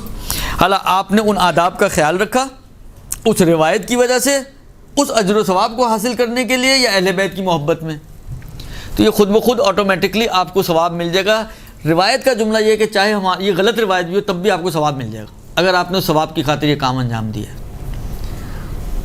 روایت کا جملہ یہ ہے، لہذا اسی وجہ سے فقہا کہتے ہیں کہ جو بھی عمل، مثلا مفاتیح کھولیں، جو اعمال لکھے ہوئے آپ جو کرنا چاہیں آپ رجا کی نیت سے کر لیں۔ رجا کا مطلب یہی ہے کہ اگر یہ ائمہ نے کہا ہوگا، دیکھیں دو چیزیں ہوتی ہیں، ایک دفعہ تو واقعی ائمہ نے کہا ہے تب تو ثواب ملے گا ہی ملے گا، لیکن ائمہ نے نہیں بھی کہا ہوگا تب بھی ثواب ملے گا۔ تب کیوں ملے گا؟ آپ کے جذبے کے اوپر، یعنی آپ ایک اطاعت کا جذبہ شو کر رہی ہیں نا۔ بھائی ایک لمبی سی نماز لکھی ہوئی ہے، عاشور کی رات کے اعمال میں دیکھیں اور دن میں بھی دیکھیں، نمازیں دی ہوئی ہیں نا۔ اب 100 رکعت نماز ہے، 100 رکعت نماز پڑھنا 6 دن کے لگ بھگ کی نماز بن جاتی ہے، ایک دن کی پڑھنا مشکل ہوتی ہے، وہ 6 دن کی نماز آپ نے ایک وقت میں پڑھنی ہے۔ اب آپ کھڑی تو ہو گئی، اب آپ کے ذہن میں آیا یار پتہ نہیں ثواب ملنا ہے نہیں ملنا، روایت صحیح ہے صحیح نہیں ہے، آپ پڑھتی رہیں اسی اجر و ثواب کی خاطر جو اس روایت میں بیان ہوا ہے، تو چاہے یہ جھوٹی روایت بھی ہوگی تب بھی آپ کو ثواب مل جائے گا، اس لیے کہ آپ نے ایک جذبہ تو شو کیا نا اپنا، آپ نے اپنی آمادگی کا اظہار کیا کہ خدایا میں اس عمل کو اس ثواب کی خاطر تیرے رسول کی وجہ سے یا ائمہ کی وجہ سے جو انہوں نے فرمایا میں کر رہی ہوں، تو آپ کا اس جذبے کو شو کرنا بتا رہا ہے کہ آپ کے اندر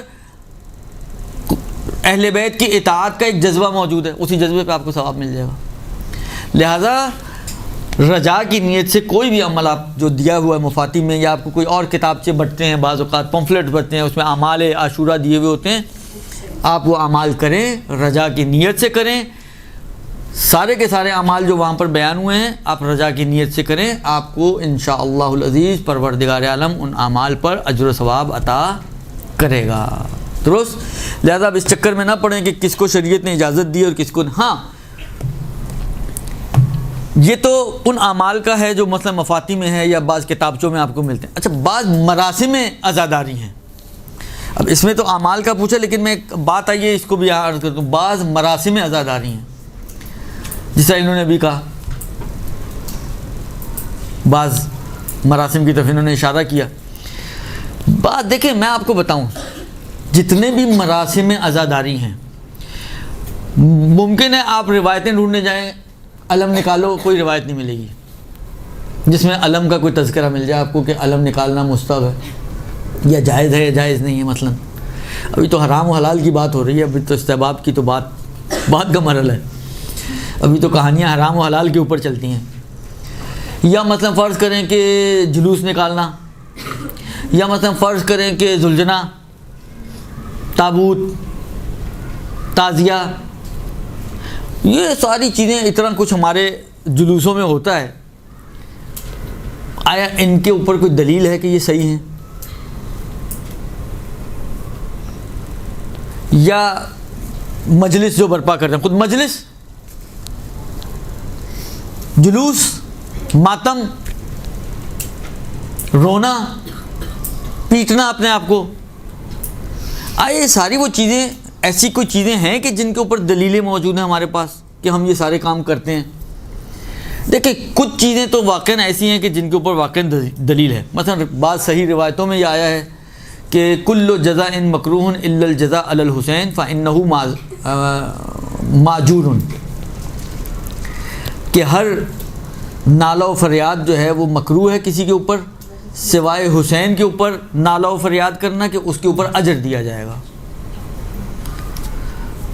لباس سے آپ پہننا، ایک منٹ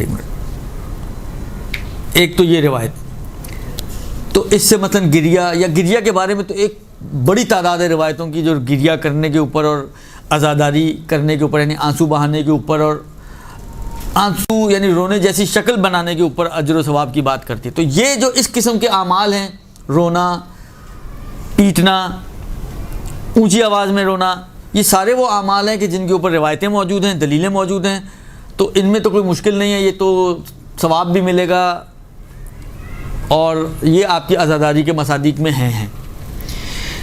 اصل مسئلہ آتا ہے کہ علم، تابوت، ذوالجناح، یہ ساری چیزیں کہ جن کا کہیں روایتوں میں تذکرہ موجود نہیں ہے، روایتوں میں کوئی تذکرہ موجود نہیں ہے کہ آیا علم نکالے جائیں، ذوالجناح بنایا جائے، تابوت اٹھائے جائیں، تعزیے بنائے جائیں، وہ اس قسم کی چیزوں کا کوئی روایتوں میں تذکرہ موجود نہیں ہے۔ اب یہ کیسے جائز بنتے ہیں؟ تو اس قسم کی رسموں کے لیے جن کے اوپر ڈائریکٹ ہمارے پاس کوئی جواز کے اوپر دلیل نہ ہو، ڈائریکٹ دلیل نہ ہو، تو اس قسم کی جتنی بھی رسمیں ہیں اس کے لیے دو قانون ہیں۔ ان دو چیزوں کا خیال رکھیں، اگر یہ دو شرطیں اس پہ اپلیکیبل نہ ہو تو وہ ذاتی طور پہ جائز ہو جاتی ہے۔ پہلی شرط یہ کہ وہ ذاتی طور پہ کوئی حرام کام نہ ہو، اور دوسری شرط یہ کہ وہ مذہب کی توہین کا سبب نہ بنے۔ کوئی ایسا کام جو توہین مذہب کا سبب بنے وہ عزاداری کی رسموں میں لانا جائز نہیں ہے، اور کوئی ایسی چیز جو ذاتی طور پر ہی حرام ہو اس کو عزاداری کی رسم میں لانا جائز نہیں ہے۔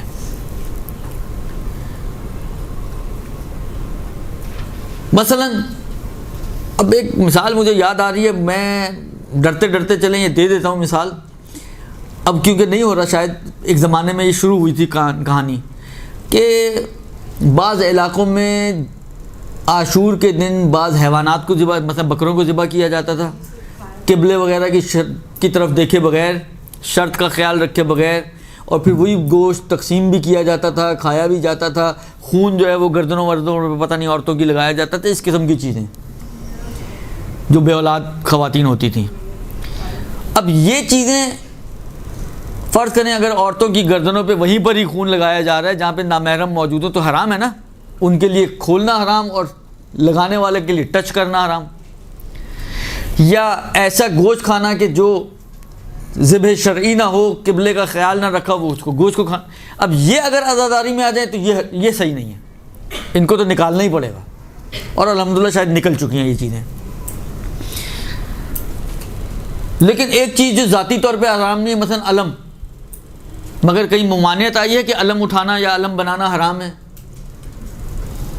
اور علم بنانے سے کوئی توہین تشیع بھی نہیں ہو رہی، توہین کا سبب بھی نہیں بنتا مذہب کا، تو یہ آٹومیٹکلی پھر حلال ہو جائے گا، کیونکہ ہمارے پاس حلال ہونے پہ دلیل ہے، حرام ہونے کی کوئی وجہ نہیں ہے۔ حلال پر دلیل ہے، وہ روایتیں ہیں جو کہتے ہیں کہ ہر چیز آپ کے لیے حلال ہے سوائے وہ کہ جو حرام ہو، ان کی حرمت پہ کوئی دلیل نہیں ہے، نہ کوئی ذوالجناح بنانے کی ممانعت آئی ہے، نہ کوئی علم، تابوت، تعزیہ، اس قسم کی کسی بھی چیز کو بنانے کی کوئی ممانعت نہیں آئی ہے، لہذا یہ بھی آٹومیٹکلی حلال ہو جاتے ہیں۔ درست؟ بس اس اعتبار سے یہ تقریباً جو مراسم ہماری عزاداری میں ہیں وہ جائز ہیں، اور ان کو انجام دینے میں کوئی حرج نہیں ہے۔ اگر ان کو آپ اہل بیت کی خاطر انجام دیں تو کوئی بعید نہیں ہے کہ ان کے اوپر اجر و ثواب بھی آپ کو ملے گا۔ جی سوال کروں آپ سے کہ یہ جو مراسم جو بر صغیر انڈو پاک میں جو مراسم عزاداری ہے وہ دوسرے ممالک میں جو ہمارے میں جو ہوتا ہے، جیسے آپ ایران لے لیں، عراق لے لیں، تو وہاں پر اس طرح کا نہیں ہوتا ہے، جیسے وہاں جو ہوتا ہے ادھر بھی بہت کچھ ہوتا ہے، آپ کو پتہ نہیں ہے۔ یہ کلچر کا بھی حصہ ہے، کلچر وہاں پہ بھی ہیں اس قسم کے کلچر، وہی کلچر۔ جی ہاں جی ہاں، ایسا نہیں کہ صرف آپ کے انڈو پاک میں کلچر ہے، وہاں پر بھی مہندی اٹھتی ہے، آپ کو پتہ ہے، وہاں پر بھی ذوالجناح بعض علاقوں میں بنائے جاتے ہیں، وہاں پر بھی تابوت اور علم وغیرہ، یہ ہر سال جو ہے امام کاظم کی شہادت پہ تابوت نہیں اٹھتا مگر امام کاظم کا، وہاں پہ بھی یہ ساری چیزیں موجود ہیں۔ جیسے یہاں علموں کی ایک اور شکلیں الگ الگ ہو سکتی ہیں، یہ ہو سکتا ہے کہ ان کے سٹائل الگ ہو، آپ کا سٹائل الگ ہو، مگر علم نام کی چیز وہاں پہ بھی موجود ہیں۔ آپ دیکھیں ہر جو جلوس ان کے دستے ہوتے ہیں وہ دستے سے آگے ایک پرچم لے کر لہرا رہے ہوتے ہیں، وہ ان کا علم ہی ہے، وہاں پر بھی یہ چیزیں موجود ہیں۔ آپ خدا سب کو انشاءاللہ عاشور دکھائے کربلا کا، آپ دیکھیں گے وہاں پر ذوالجناح، علم، کمازنی، زنجیر، سب کچھ وہاں پہ ہو رہا ہے، مہندی وہاں پر نکلتی ہے۔ ایک 6 محرم کو 7 محرم کو ایک کلپ چل رہا تھا حضرت، یعنی بچوں کے عالمی دن کے حوالے سے کچھ اس قسم کی چیز تھی جو ایران میں بھی بنایا گیا تھا، وہ ایک بڑی تعداد لوگوں کی وہ ہر جگہ پہ موجود ہے وہ۔ تو اس قسم کے ٹرینڈ، بس میں نے کہا نا 2 شرطوں کا خیال رکھنا ہے، ذاتی طور پہ وہ چیز حرام نہ ہو اور توہین مذہب کا سبب نہ بنے، تو وہ چیز جائز ہو جاتی ہے خود بخود۔ ایک سوال یہ ہے کہ زیارت میں 100 دفعہ زیارت عاشورہ میں، اس پہلا سوال یہ کہ زیارت عاشورہ کی نماز کب پڑھی جائے، پہلے یا بعد میں؟ دیکھیں بعض روایتوں میں ایک جملہ ہے وہ تفصیل دیتی ہیں کہ اگر آپ زیارت دور سے کر رہے ہوں تو پہلے نماز پڑھیں۔ ایک روایت ہے جس میں امام سے پوچھا اس نے کہ میں تو نہیں پہنچ سکتا، امام نے کہا چھت پہ چڑھو، چھت پہ جاؤ، پہلے نماز پڑھو اور اس کے بعد زیارت کرو، اور قریب سے کرو، جب سامنے جا کے کرو تو نماز بعد میں پڑھو۔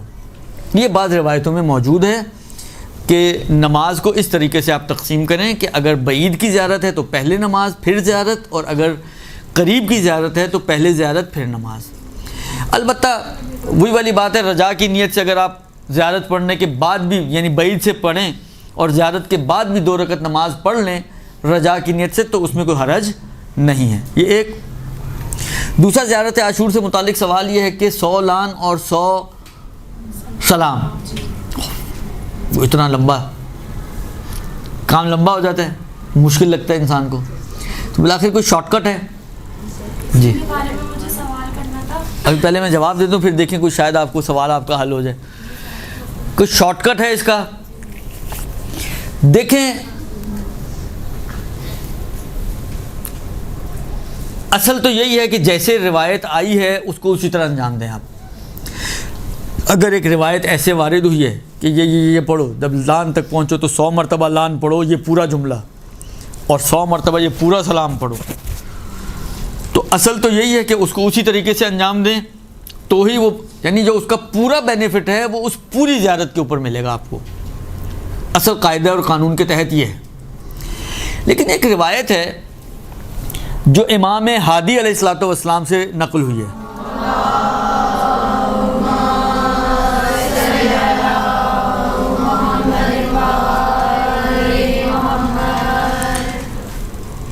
ایک آغا ہیں، آغا سید علی موحد ابتہی، انہوں نے ایک کتاب لکھی شفاء الصدور، اس کے حاشیے میں اس کے فٹ نوٹ پر انہوں نے ایک روایت نقل کی ہے۔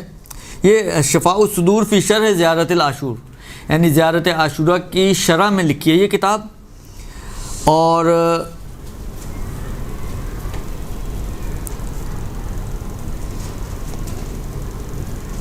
وہاں پر ایک حاشیے میں ایک روایت نقل کی ہے جو 10ویں امام سے نقل ہوئی ہے۔ امام فرماتے ہیں قالا من قرأ لعن زیارت العاشورہ المشہورہ مرتن واحدتن ثم قال اللہم لعنہم جمیعا 99 مرہ کانا کمن قرأ 100 مرہ۔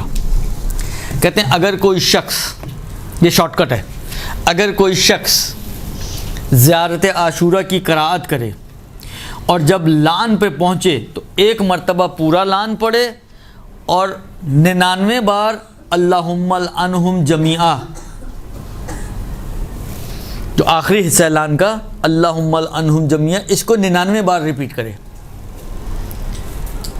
اس کو 99 بار ریپیٹ کرے، تو یہ گویا ایسا ہی ہے کہ اس نے پورے ہی جملے کو 100 دفعہ پڑھ لیا ہو۔ یہ 10ویں امام کی روایت کا ایک جملہ ہے۔ اسی طرح پھر امام کہتے ہیں کہ جو جب سلام پہ پہنچو تو 1 مرتبہ پورا سلام پڑھو، پھر کہو السلام علی الحسین و علی علی ابن الحسین و علی اولاد الحسین و علی اصحاب الحسین، اس جملے کو 99 مرتبہ پڑھو، تو گویا ایسا ہی کہ اس سلام کے پورے جملے کو تم نے 100 مرتبہ پڑھ لیا۔ یہ ایک روایت، میں نے کہا نا آپ رجا کی نیت سے اس پر عمل کر سکتے ہیں۔ اس روایت کے مطابق 100 دفعہ اس طرح سے پڑھیں یا 100 دفعہ اس طرح سے پڑھیں، ایک ہی جیسا ہے، لیکن پھر بھی ریکمینڈڈ یہ ہے کہ اگر وقت ہو، ہمت حوصلہ ہو تو ویسے پڑھیں۔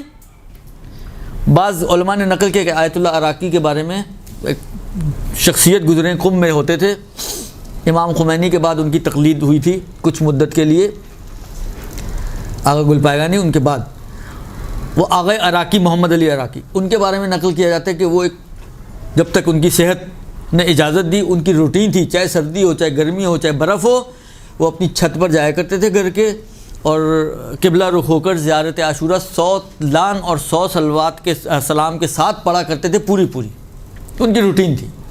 اس کے اپنے اثرات ہیں, اس کے اپنے فوائد ہیں, لیکن امام ہادی علیہ السلام فرماتے ہیں کہ اگر کوئی اس طرح سے بھی کر لے تو گویا ایسے ہی کہ اس نے اسی طرح سے پڑھ لیا. ٹائم ہو, ہمت حوصلہ ہو تو اس طرح سے پڑھیں, نہ ہو تو پھر اس شارٹ کٹ کی طرف جائیں. درست. البتہ بعض نے اس کو کسی اور انداز سے بھی معنی کیا ہے, لیکن وہ میرے کو تو اتنا ہضم نہیں ہوتا. آپ کو ہو جائے تو ایک الگ مسئلہ, لیکن وہ معنی اتنا مجھے مزیدار نہیں لگتا. وہ یہ ہے کہ آپ یوں کریں, جب لعن پڑھیں تو لعن پڑھنے کے بعد ختم کریں اللہم لعنہم جمیعا میں امرہ. یہ لفظ میں امرہ یعنی 100 بار. دیکھیں 100 بار کہنے سے 100 بار ہو تو نہیں جائے گا, اس لیے میں کہہ رہا ہوں کہ یہ مجھے تو ہضم نہیں ہوتا. اسی طرح سلام میں بھی جب آپ سلام پڑھیں اولاد الحسین و اصحاب الحسین میں امرہ یعنی 100 بار.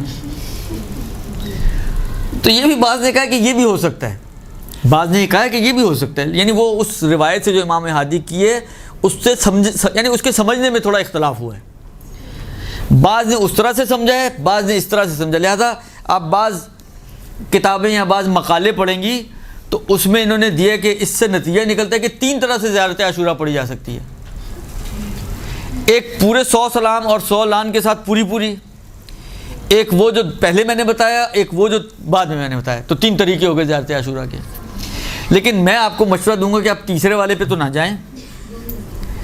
پہلے 2 میں سے جو آپ کے حال و حوصلہ ہو اس کے حساب سے وہ آپ پڑھیں, تو اس کی بہت برکتیں ہیں, بہت اثرات ہیں, بہت فوائد ہیں. یہ آپ اپنی روٹین میں ڈال لیں. جی سر اگر صحت موجود نہ ہو کسی کے گھر کیا موجود نہ ہو, گھر کی چھت پہ چلی جائیں, حالانکہ گیلری پہ چلی جائیں, ایک دیوار توڑ لیں, یہی ہو سکتا ہے. اور کیا کہوں میں,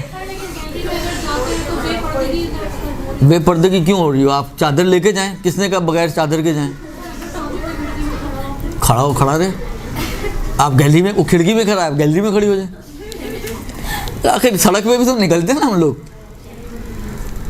نکلتے ہیں نہیں نکلتے ہیں. دیکھیں جو جتنا, ایک بات یاد رکھیں, امیر المومنین علیہ الصلوۃ والسلام کی ایک روایت ہے, امام فرماتے ہیں ما لا یدرک کلہ لا یترک کلہ. میں اس کا ترجمہ عام طور پہ محاورے والا کروں نا تو یہ کرتا ہوں کہ بھاگتے چور کی لنگوٹی. بھاگتے چور کی لنگوٹی یعنی اگر چور نہیں مل رہا تو لنگوٹی مل رہی تو وہ کیوں چھوڑ لے ہو. مولا بھی کہتے ہیں کہ جو عمل فرض کریں پوری خصوصیات کے ساتھ, اگر نہیں مل رہا تو پورے کو چھوڑ نہ دو, جتنا میسر ہے اتنا کر لو. اب بقول آپ کے نہ دیوار ٹوٹ سکتی ہے, نہ کوئی گیلری ہے, نہ کوئی چھت ہے, نہ کوئی سین ہے, تو صحیح ہے بند کمرے میں پڑھ لیں, یہ تو کر سکتے ہیں. تو جتنا میسر ہو اتنا انجام دیں. اب وہ دیکھیں ثواب دینا میرا کام نہیں ہے, نہ اللہ نے مجھے کوئی نمائندگی دی ہے ثواب کا, نہ ٹھیکہ دیا ہے. ثواب دینا اللہ کا کام ہے, وہ آپ کی نیتوں کو جانتا ہے, وہ آپ کی مشکلات کو جانتا ہے. اب وہ پورا دیتا ہے یا آدھا دیتا ہے وہ جانے اور آپ جانے, اس کا میں کچھ نہیں کہہ. ثواب کا میرے سے کوئی تعلق نہیں ہے, نہ میں کچھ جواب دے سکتا ہوں کہ کتنا ثواب ملے گا, مجھے کیا پتہ کتنا ملے گا. ہاں جی, مشکل کام ہے.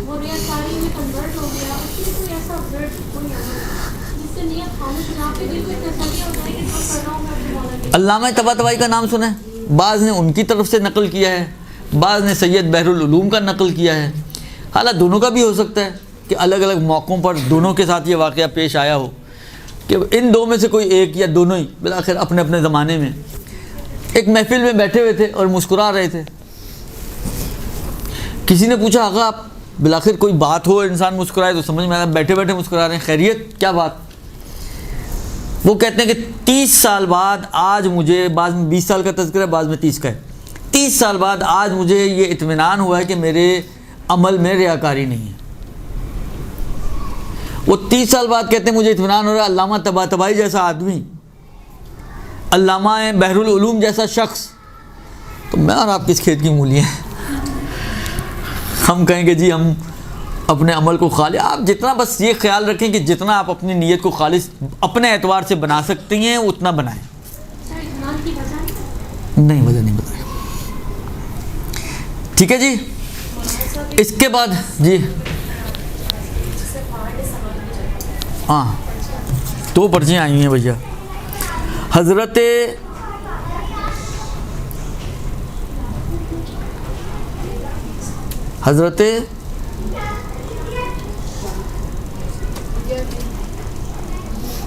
حجر بن عدی کون ہیں اور ان کا کردار؟ یہ کوئی سیرت اصحاب کے اوپر تو لیکچر نہیں ہو رہا کہ میں پوری تفصیل بتاؤں. یہ جو انہوں نے فرمایا مولا علی کے ایک صحابی ہیں اور جلیل القدر شخصیت تھی, اور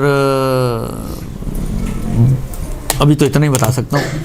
کیا محرم کے اس غم میں 7 صفر کو مولا امام موسیٰ کاظم کی ولادت آتی ہے, تو کیا اس ولادت کی خوشی منانا کیسا ہے؟ مطلب ہم ولادت منا سکتے ہیں؟ کیا چیز؟ آپ کی خدمت میں عرض کروں کہ بعض روایتوں میں, شاید یہ میسیجز آپ نے دیکھے ہوں گے, بعض روایتوں میں یہ ہے کہ 7 صفر ایک طرف اگر امام کاظم کی خوشی کا دن ہے تو دوسری طرف امام حسن مجتبیٰ کی شہادت کا دن بھی ہے, ایک روایت کے مطابق.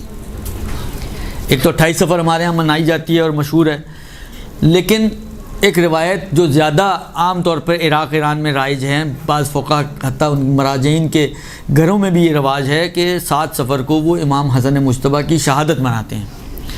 تو جب بھی ایک دن میں خوشی اور غمی دونوں جمع ہو جائیں تو کیا منانا چاہیے؟ سید الشہداء کی اس میں امام بھی پسند نہیں کرتے, آپ غم کو منائیں. حالانکہ امام حسن کی نہ بھی ہو, اگر سید الشہداء کا غم ہو اور امام کاظم کی ولادت ہو تب بھی آپ, کیونکہ ایام غم ہیں, تو ولادت کو اس طرح سے سیلیبریٹ نہ کریں کہ آپ کہیں جی خوشی کا دن ہے آج کو.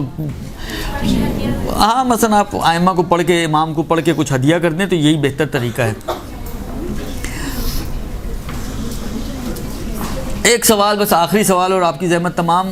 شاہراہوں اور راستوں کو روک کر نماز ادا کی جا سکتی ہے؟ دیکھیں ایک مسئلہ آتا ہے, وہ جگہ جہاں پہ نماز پڑھنا مکروہ ہے اس کے اندر ایک ضمناً مسئلہ دیا ہوا ہے کہ اگر راستوں میں جو لوگوں کے گزرنے کی جگہ ہے, گزرگاہیں ہیں, وہاں پر اگر آپ کا نماز پڑھنا لوگوں کے لیے مزاحمت بن رہا ہو تو حرام ہے, درست. لیکن اگر فرض کریں پہلے سے ہی جلوس کے لیے روڈ سارے بند ہیں, یعنی آپ نماز نہ بھی پڑھیں تو بھی روڈ بند ہے, ٹریفک تو نہیں چلنی ہے اس پہ, مزاحمت کیا ہے, پھر کیا مسئلہ ہے؟ لہذا جلوس کے اندر نماز وغیرہ پڑھنے میں کوئی حرج نہیں ہے, یہ کوئی مزاحمت کا سبب نہیں بنتا. مزاحمت کی صورت میں بھی جہاں پر ہوتی بھی ہو وہاں پہ بھی فعل حرام ہے, نماز اس کی باطل نہیں ہے. راستہ روکا جو آپ نے, جس کی وجہ سے ٹریفک بلاک ہو گئی, آپ نے روڈ پہ مصلی بچھایا اور اللہ اکبر, اور پیچھے ٹریفک رکی ہوئی ہے, آپ کی نماز کا انتظار کر رہی ہے, تو یہ کام آپ نے حرام کیا. لیکن جو نماز آپ نے پڑھی ہے, نماز اپنی جگہ پہ صحیح ہے, نماز باطل نہیں ہے. یہ دو الگ الگ چیزیں ہیں. نماز کا باطل ہونا ایک کام ہے اور کام کا حرام یا حلال ہونا ایک دوسرا عمل ہے. فعل حرام لیکن نماز صحیح. لہذا اول تو وہاں پر اس قسم کی کوئی مزاحمت ہی نہیں ہوتی, اس لیے وہاں پر کسی قسم کی کوئی مشکل اور اشکال نہیں ہے. وہ صلی اللہ علیہ وآلہ وسلم. کچھ سوالات ابھی اور تھے لیکن بالآخر اب وقت آپ کا پورا ہو گیا.